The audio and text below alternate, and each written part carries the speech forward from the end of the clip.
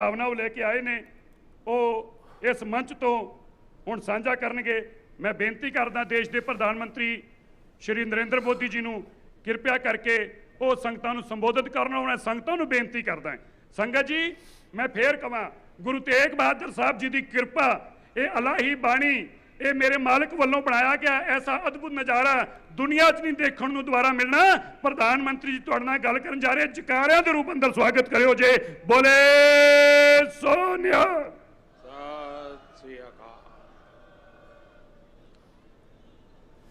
वाहेगुरु जी का खालसा वाहेगुरु जी की फतह। मंचस्थ सभी महानुभाव, इस कार्यक्रम में उपस्थित सभी देवियों और सज्जनों और वर्चुअली दुनिया भर से जुड़े हुए सभी महानुभाव, गुरु तेग बहादुर साहब के 400वें प्रकाश पर्व को समर्पित इस भव्य आयोजन में मैं आप सभी का हृदय से स्वागत करता हूं। अभी शब्द कीर्तन सुनकर जो शांति मिली वो शब्दों में अभिव्यक्त करना मुश्किल है। आज मुझे गुरु को समर्पित स्मारक डाक टिकट और सिक्के के विमोचन का भी सौभाग्य मिला है। मैं इसे हमारे गुरुओं की विशेष कृपा मानता हूं। इसके पहले 2019 में हमें गुरु नानक देव जी का 550वां प्रकाश पर्व और 2017 में गुरु गोविंद सिंह जी का 350वां प्रकाश पर्व मनाने का भी सौभाग्य मिला था। मुझे खुशी है कि आज हमारा देश पूरी निष्ठा के साथ हमारे गुरुओं के आदर्शों पर आगे बढ़ रहा है। मैं इस पुण्य अवसर पर सभी 10 गुरुओं के चरणों में आदरपूर्वक नमन करता हूं।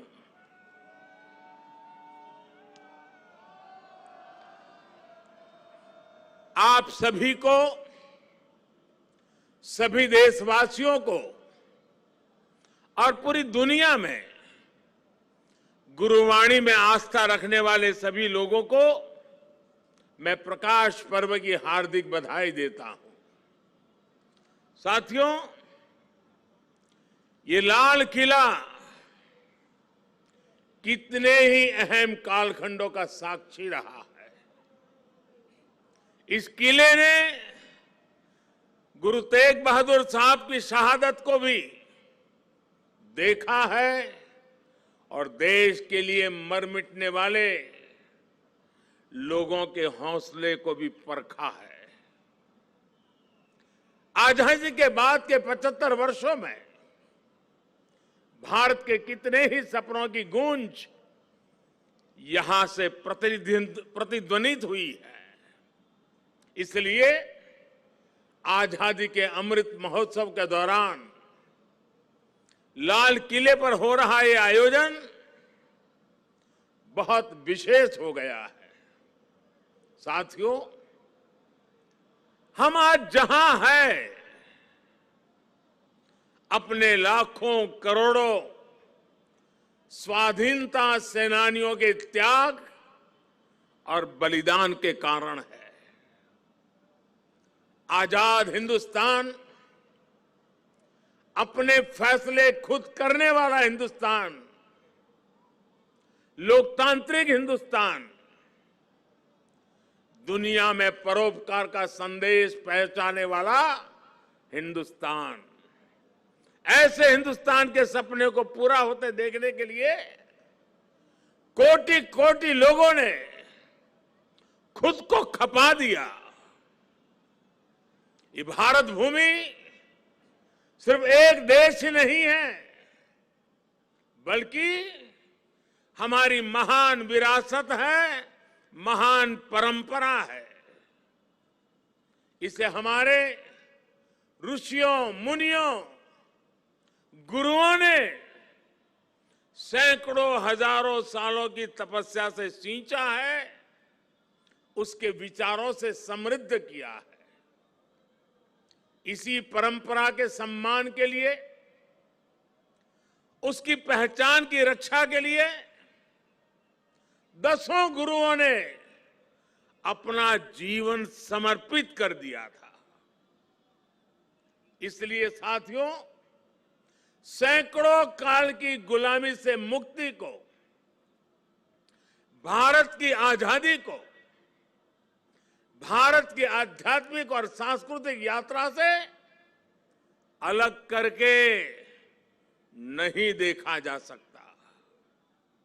इसलिए आज देश आजादी के अमृत महोत्सव को और गुरु तेग बहादुर साहब के 400वें प्रकाश पर्व को एक साथ मना रहा है, एक जैसे संकल्पों के साथ मना रहा है।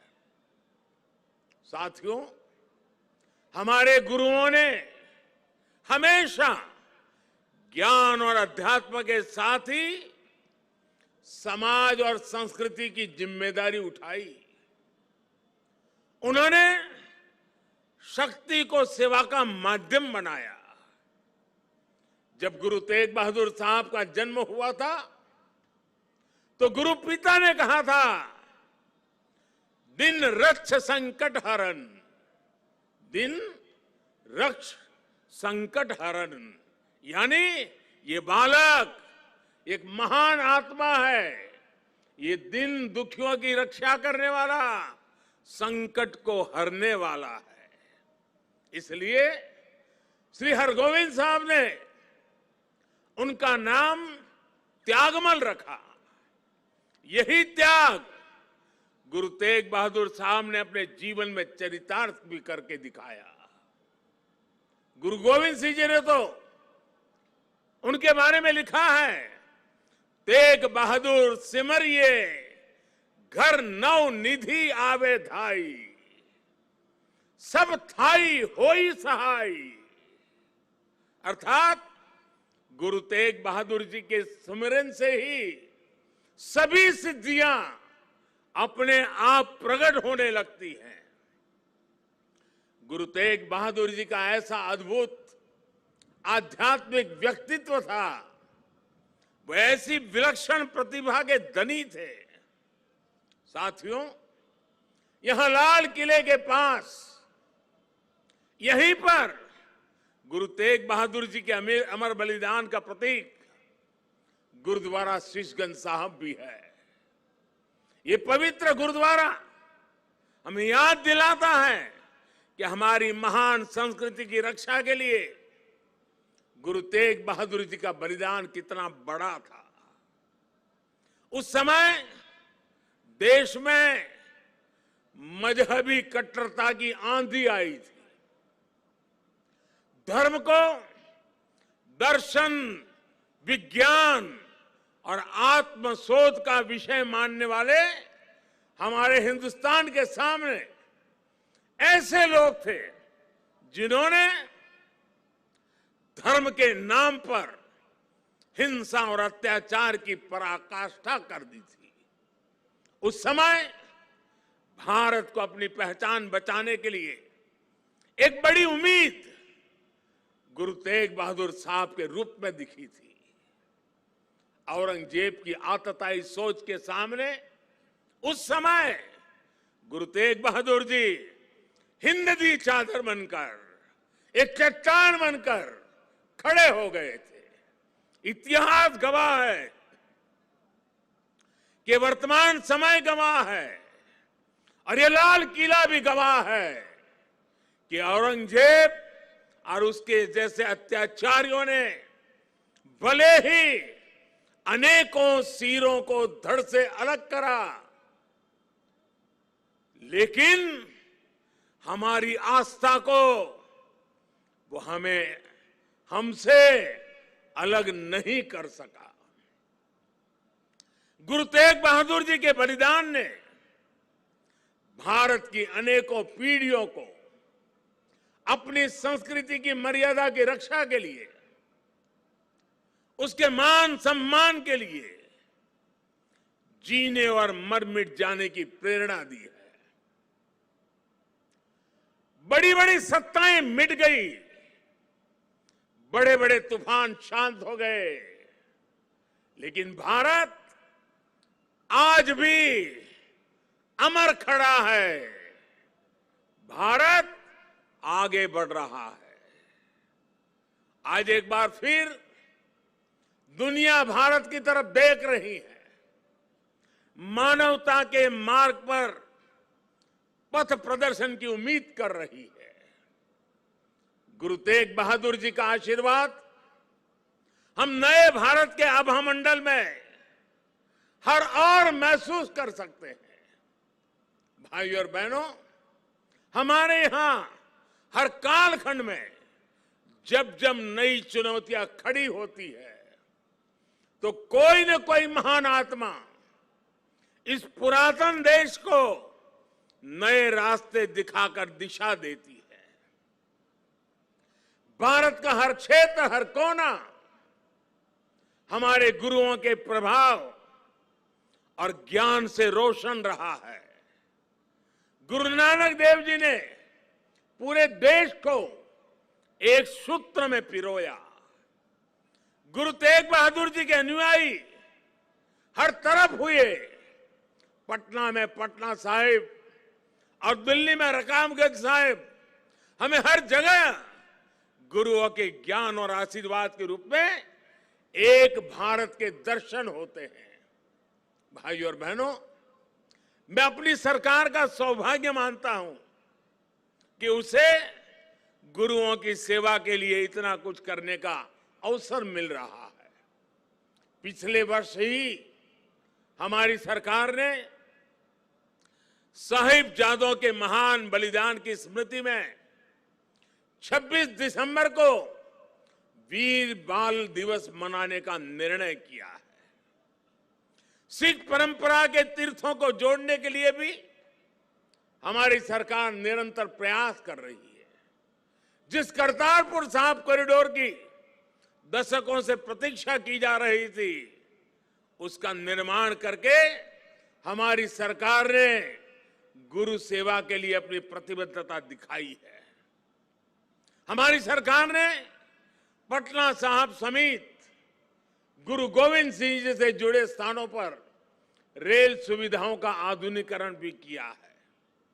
हम स्वदेश दर्शन योजना के जरिए पंजाब में आनंदपुर साहिब और अमृतसर में अमृतसर साहिब समेत सभी प्रमुख स्थानों को जोड़कर एक तीर्थ सर्किट भी बना रहे हैं। उत्तराखंड में हेमकुंड साहिब के लिए रोपवे बनाने का काम अभी आगे बढ़ रहा है। साथियों, श्री गुरु ग्रंथ साहिब जी हमारे लिए आत्म कल्याण के पथ प्रदर्शक के साथ साथ भारत की विविधता और एकता का जीवंत स्वरूप भी है। इसलिए जब अफगानिस्तान में संकट पैदा होता है, हमारे पवित्र गुरु ग्रंथ साहिब के स्वरूपों को लाने का प्रश्न खड़ा होता है, तो भारत सरकार पूरी ताकत लगा देती है। हम न केवल गुरु ग्रंथ साहिब के स्वरूप को पूरे सम्मान के साथ शीर्ष पर रखकर लाते हैं, बल्कि संकट में फंसे अपने सिख भाइयों को भी बचाते हैं। नागरिकता संशोधन कानून ने पड़ोसी देशों से आए सिख और अल्पसंख्यक परिवारों को देश की नागरिकता मिलने का रास्ता साफ किया है। ये सब इसलिए संभव हुआ है क्योंकि हमारे गुरुओं ने हमें मानवता को सर्वोपरि रखने की सीख दी है। प्रेम और सौहार्द हमारे संस्कारों का हिस्सा है। साथियों, हमारे गुरु की वाणी है, भय काहू को देत नहीं, भय काहू को देत नहीं, नहीं भय मानत आन, कह नानक सुनी रे मना, ज्ञानी ताही बखानी। अर्थात ज्ञानी वही है जो न किसी को डराए और न किसी से डरे। भारत ने कभी किसी देश या समाज के लिए खतरा नहीं पैदा किया। आज भी हम पूरे विश्व के कल्याण के लिए सोचते हैं, एक ही कामना करते हैं। हम आत्मनिर्भर भारत की बात करते हैं तो उसमें पूरे विश्व की प्रगति लक्ष्य का सामने रख करके हम करते हैं। भारत विश्व में योग का प्रसार करता है तो पूरे विश्व के स्वास्थ्य और शांति की कामना से करता है। कल ही मैं गुजरात से लौटा हूं, वहां विश्व स्वास्थ्य संगठन के पारंपरिक चिकित्सा के ग्लोबल सेंटर का उद्घाटन हुआ है। अब भारत विश्व के कोने कोने तक पारंपरिक चिकित्सा का लाभ पहुंचाएगा, लोगों के स्वास्थ्य को सुधारने में अहम भूमिका निभाएगा। साथियों, आज का भारत वैश्विक द्वंद्वों के बीच भी पूरी स्थिरता के साथ शांति के लिए प्रयास करता है, काम करता है। और भारत अपनी देश की रक्षा सुरक्षा के लिए भी आज उतनी ही दृढ़ता से अटल है। हमारे सामने गुरुओं की दी गई हुई महान सिख परंपरा है। पुरानी सोच, पुरानी रूढ़ियों को किनारे हटाकर गुरुओं ने नए विचार सामने रखे। उनके शिष्यों ने उन्हें अपनाया, उन्हें सीखा। नई सोच का ये सामाजिक अभियान एक वैचारिक इनोवेशन था। इसलिए नई सोच, सतत परिश्रम और 100% समर्पण ये आज भी हमारे सिख समाज की पहचान है। आजादी के अमृत महोत्सव में आज देश का भी यही संकल्प है। हमें अपनी पहचान पर गर्व करना है, हमें लोकल पर गर्व करना है, आत्मनिर्भर भारत का निर्माण करना है। हमें एक ऐसा भारत बनाना है जिसका सामर्थ्य दुनिया देखे, जो दुनिया को नई ऊंचाई पर ले जाए। देश का विकास, देश की तेज प्रगति, ये हम सबका कर्तव्य है। इसके लिए सबके प्रयास की जरूरत है। मुझे पूरा भरोसा है कि गुरुओं के आशीर्वाद से भारत अपने गौरव के शिखर तक पहुंचेगा। जब हम आजादी के 100 साल मनाएंगे तो एक नया भारत हमारे सामने होगा। गुरु तेग बहादुर जी कहते थे, साधो साधो गोविंद के गुण गाओ, मानस जन्म अमोल कपायो, व्यर्था काहे गवाऊं। इसी भावना के साथ हमें अपने जीवन का प्रत्येक क्षण देश के लिए लगाना है, देश के लिए समर्पित कर देना है। हम सभी मिलकर देश को विकास की नई ऊंचाई पर ले जाएंगे। इसी विश्वास के साथ आप सभी को एक बार फिर हार्दिक शुभकामनाएं देता हूं। वाहेगुरु जी का खालसा, फतेह।